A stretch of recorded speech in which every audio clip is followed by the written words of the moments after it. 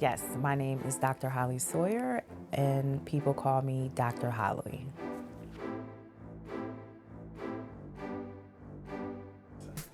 I am a licensed professional counselor and a certified advanced alcohol and drug counselor in Philadelphia. I primarily work with professional Black women who experience microaggressions in the workplace. Through those experiences, they may develop anxiety and/or depression, and so we work together to identify healthy coping skills versus drugs or substances or other things that are not healthy as a means to coping with microaggressions.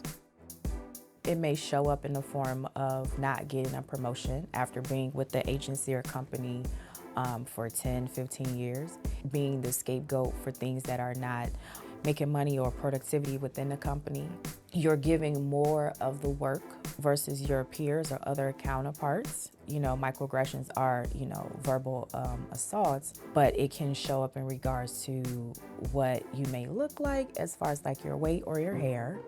I would say like anybody who's Black with a unique name probably experienced their first microaggression in kindergarten with their white teacher having the hardest time trying to pronounce their name. It goes into, okay, if your child has too much shea butter on their skin, or if your child has too much coconut oil in their hair, right? So it goes from the name to the hair, from the hair to the name, and it starts as little as the age of 5 all the way up, because we're so used to being treated like second-class citizens. We really don't look at it like, oh, it's a microaggression. However, yes, they start as young as probably 5 in school, and then they just keep going, from there.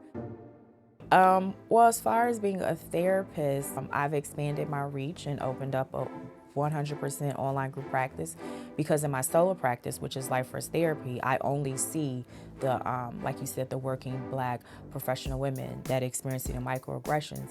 However, in my group practice, which is the Therapy Love Collective, I have other therapists that look like me, right? We expanded so that we are seeing families, we are seeing adolescents. I have a space for people who are seeking coaching around, open up their own business and being entrepreneurs, because I've done it myself. And that's what I was doing prior to the pandemic. So that's really how the pandemic has kind of helped me shift. So back in December 2019, I started a group called Power Up, where I would meet with a couple of local young ladies in Philadelphia. We would meet once a month. I would pair them up with accountability buddies. And this was all around them getting their either business idea off the ground, or if they were already fiverrepreneurs or part-time entrepreneurs, again, it was expanding what it is that they were already working on. And so once the pandemic hit, I had to shut down the face-to-face meetings and recalibrate. So now I'm bringing it back. I'm bringing it back as a actual group coaching cohort called BYOB Bootcamp, and that kicks off the first week of May. BYOB stands for Build Your Own Business Bootcamp, right? And it's 10 weeks where a group of us ladies will be together, walking and supporting each other through the process, wherever you are with launching your business. I'm looking to work with women who are 40 and over, right? Who are looking to really, really quantum leap their business idea. Now, if you don't want to be a part of the business cohort for the 10 weeks, you are more than welcome to take the BYOB course, Build Your Own Business course. That is 10 weeks, asynchronous. So that means you are doing it at your own pace, at your own time. And that will open at the end of April. Stay the course and understand that burnout is definitely real. And understand that self-care is something that must be practiced daily, not just hygiene, not just eating, but you really have to be mindful of what your threshold is. Because again, you know how much is too much. And when you work in community health, even though your threshold may be met, you're working for somebody, so they have to push past that, because again, it's a insurance and a dollars game. But if you know that you are burning out, take the time off so that you can recharge and rejuvenate, because a lot of therapists who come in, they crash and they burn.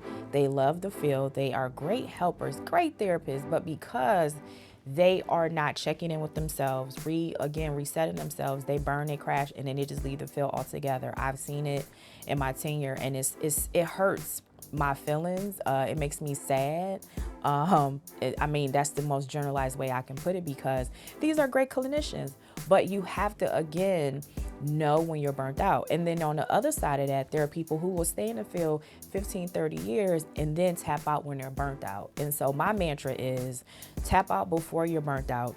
I just encourage people to really, really, really understand your threshold, practice self-care, and don't allow yourself to get to the point of burnout. So I mostly hang out on Instagram. Instagram is my jam. I love Instagram. So on the therapist side, I am Life First Therapy LLC. Again, at Life First Therapy LLC.